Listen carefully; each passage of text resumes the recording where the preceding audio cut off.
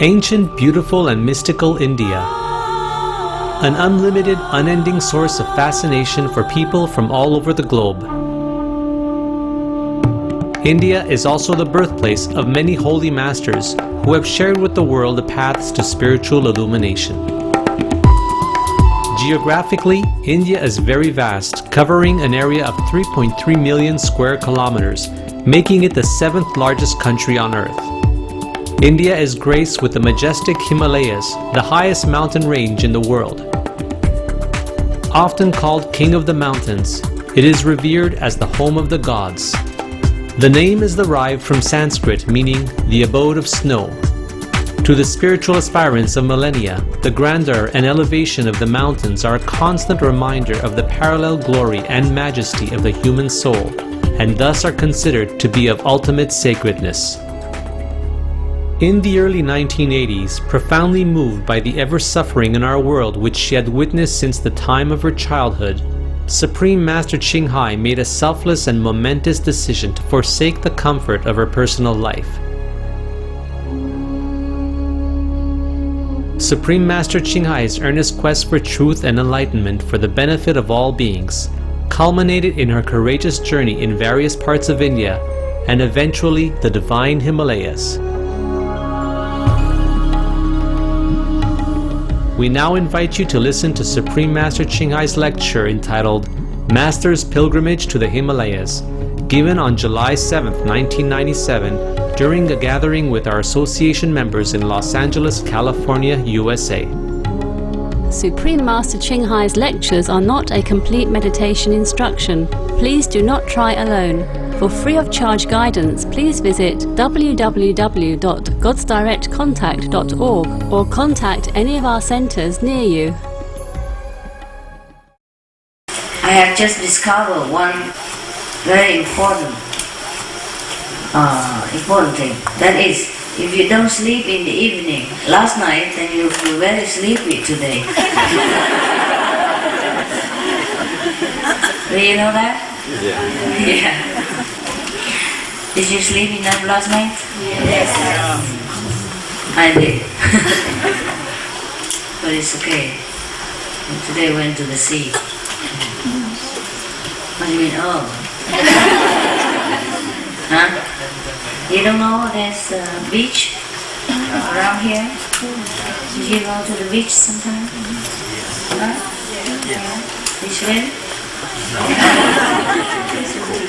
Too cold, huh? Yes. I saw a lot of people swim, you know that, today. It's so cold, I don't know how they do it. Well, I did it in the Himalaya before, but I never do it again. You know, in the Himalayas, it's the Ganges River, the most, sacred river of the Indian people. And it begins in the Himalaya, very high mountain. The place where the Ganges River first originates is called Gangotri, means the source of the Ganges River. And I went there. And the water just flow directly from the ice. You don't see any more river, just water running from the icy cold mountain. And that's where the water came from first.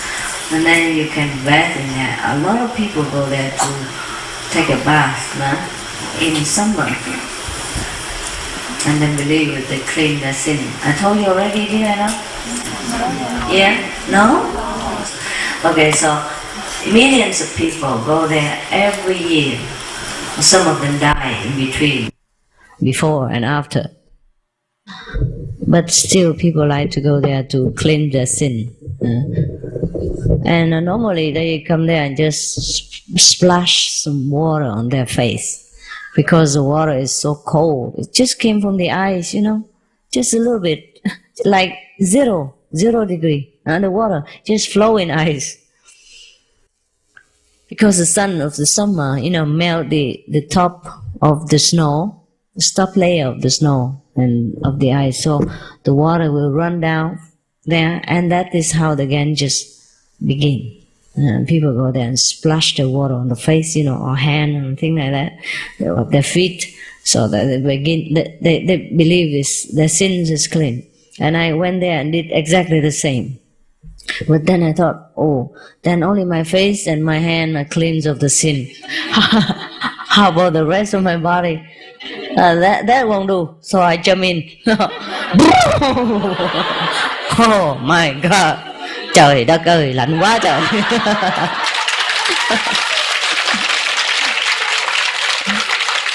I jump in and have to count to 5. 1, 2, 3, 4, 5. Then I have to jump out. Because then if you don't jump out after 5, you never jump out again. And you will float out,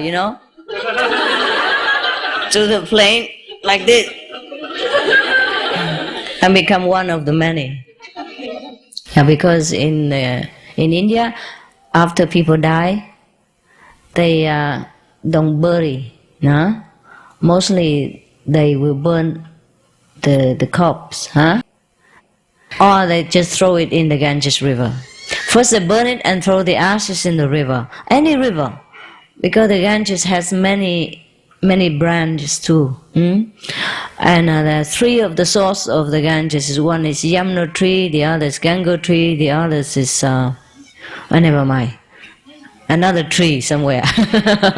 And mostly people in India, after somebody die, the living will burn them. The one who has money, their bodies will be burnt by their relatives and friends until become ashes, and then they put into an urn, box like this, and then they went to the water, big water like Ganges river, and throw it in. But some people don't have enough money, so they just throw it in,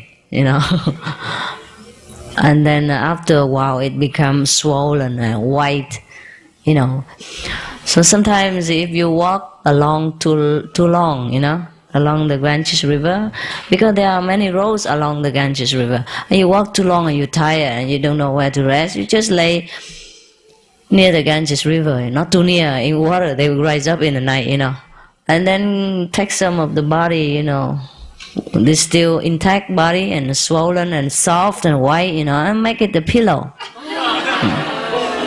It's very soft. You try.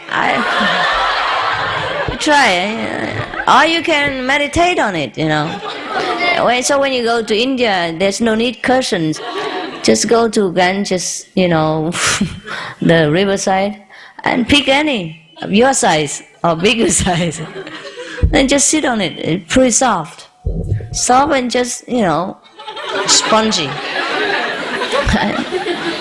And then when you sit in such a corpse, you feel in samadhi. I guarantee. Because you're too frightened to move. Just stiff like this. Yeah. A lot of yogis, they do that. Nobody is afraid of death in India. They will laugh at you if you're scared of death, nah? But for them, to die is liberation. You just go from somewhere else, it's better, and you take a rest. And if you want to come back to this world again, or if it is your destiny or your mission to come back, you will just come back. Yeah, no problem. And it is so. Of course, some places unpleasant, but most people go to pleasant place, like astral paradise, and then come back again. No? And when you die, the body has no more problem. It won't cause any problem to anybody else. The corpse is just dead, discarded kind of material. So nobody is ever afraid of death at all. You know that? No, you don't? Okay, go to India, get a cup, sit on it and ask it. Should I be afraid of you? He said, And then you run.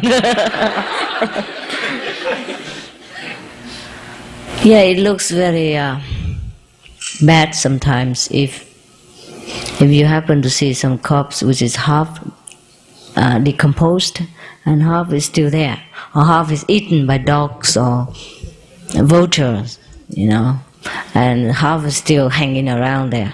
Yeah, then it looks very ugly, huh? But when the corpse is still complete, and fat and white and puffy. It make a good pillow and meditation cushion.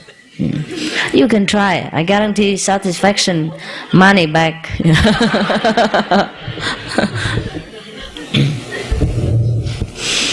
The rumor has it that because of so many like decomposed body in the Ganges water, that's why the water is so pure. They say the calcium, from those rotten bones or something, purify the water. So actually, there's so much garbage and trash and thing go into the Ganges river, but the water is really pure. You can put it in a jar for 10 years, it won't go rotten. It's just as it is, They don't have like purified system in India, and they don't have a filter to make sure the water is clean even. No, they just drink like that, straight. Some people use cloth to filter it, but some people don't. And sometimes leprosy kind of center, situated next to the Ganges river bank, on top of your river section. And people still go to the river there. And in India, sometimes they don't have sanitary system, so everything just very freely go anywhere. And sometimes you happen to encounter, yesterday chapatis on the road, or milk, under your feet, but in different form and different smell, of course, because it's been 2-3 days old already.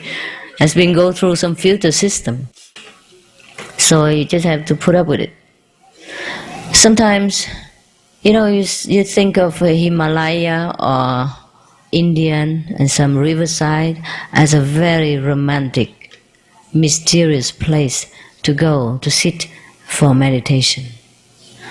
When I went there very last time, it was summer, and I went to the top of the Himalaya, where the source of mysterious story like Babaji, Yogananda, teacher and all that came from.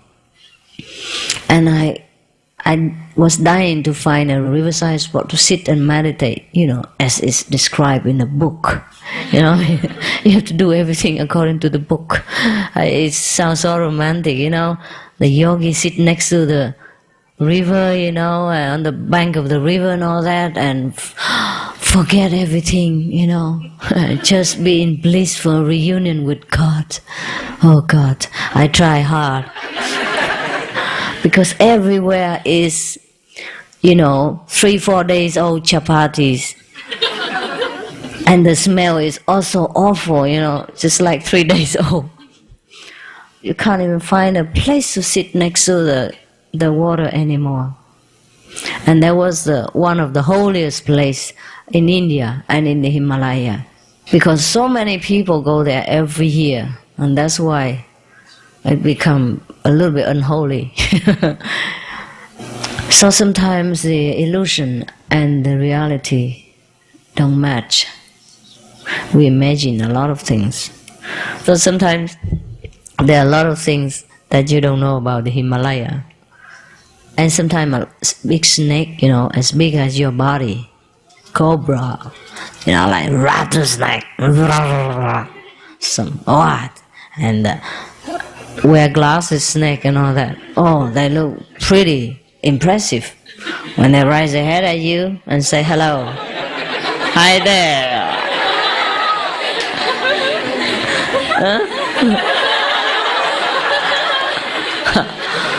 I don't think you should return the greeting. Either you stay still or you run fast.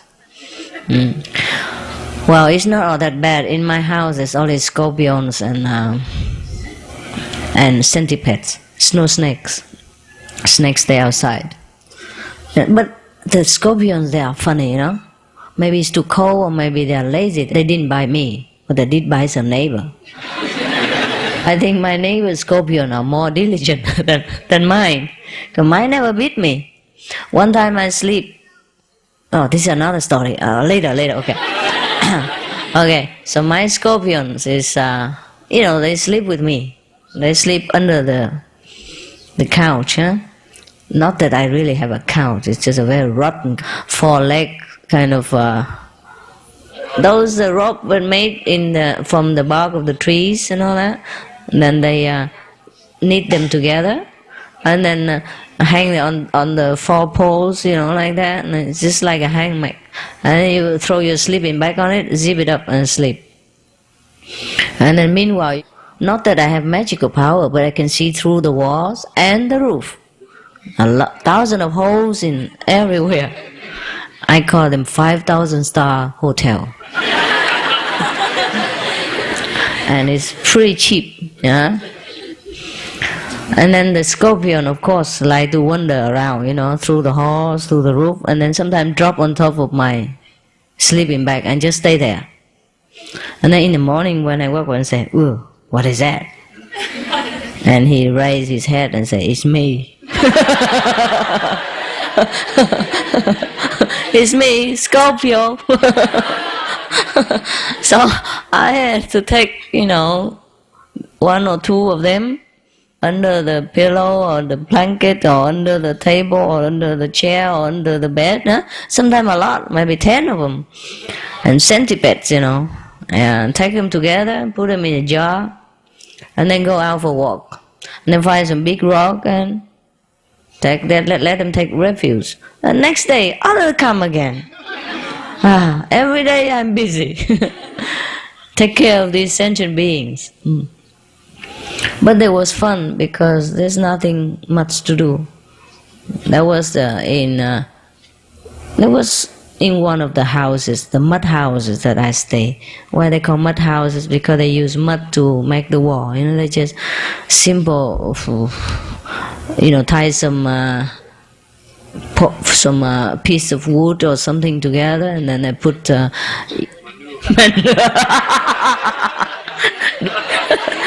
and they mix them with some kind of grass, and then just paste it on the wall. And then when it dry, that's what it is. And of course, when it dry, there are a lot of holes will appear, because it's never enough. And of course, you can fix them by go out and find some more and fix it up. Okay, so that's thing. That's one of those houses I live. Most of the house in Himalaya like that, if you even have a house. And sometimes they also rent a veranda to you. Like that kind of house already occupied. So outside of the house there is a veranda. Huh? Huh? Garage? They don't even have any garage. Huh? Veranda, huh? Cái máy hiên á. Okay. You can rent the veranda as well. It's cheaper. And you take you put your belonging in a corner and you hang your mosquito net there, and that's where your house is. If you don't have a mosquito nest, you can rent. They will also rent you blanket, mosquito net, and a warm stove and coal you can buy. And then you can cook something for yourself. But it's not much, huh? Mostly there, I just eat raw. It's too much to carry a lot of utensils around. And when you climb very high, you can't afford. There's no car, no garage, no train, no motorcycle. I don't never see any motorcycle climb the mountain yet, but there may be in the future. And not even bicycle. The only bus you can take is number 11. And it goes pretty slow. Especially uphill. Huh? And when you carry your sleeping bag and chapati flour and, kang-bei, cup, steel cup or spoon, whatever. Everything very heavy. So the higher you go, the more stuff you throw away. Peaceful viewers, thank you for your presence for today's episode of Between Master and Disciples. Join us again on Saturday for part 2 of our program entitled Master's Pilgrimage to the Himalayas. Please stay tuned to Supreme Master Television for Animal World, our co-inhabitants, up next right after noteworthy news. May divine love fill your heart and soul.